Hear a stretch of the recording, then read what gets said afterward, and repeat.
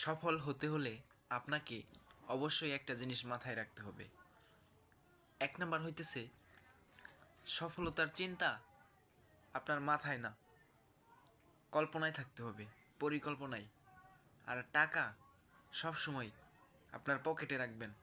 টাকার চিন্তা মাথায় রাখলে কখনো সফল হতে পারবেন না, কারণ টাকার চিন্তা আপনাকে ধ্বংস করে দিবে।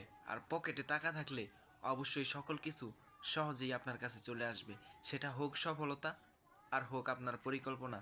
পরিকল্পনা মতো সফল হতে গেলে অবশ্যই আমাদের যে কাজগুলো করা উচিত সেই কাজগুলো মাথায় নিয়ে সবসময় ঘুরতে হবে। মাথায় নিয়ে বলতে গুছিয়ে নিয়ে, আমি এইটার পর ওইটা করব, ওইটার পর এইটা করব, এইটার পর ওইটা করব, এরকম পরিকল্পনা করতে হবে। আর টাকার চিন্তা কখনোই মাথায় রাখবেন না যে আমার আরও টাকা দরকার, আরও টাকা দরকার। টাকা সব সময় পকেটে রাখবেন, টাকার চিন্তা মাথায় নাই। টাকার চিন্তা মাথায়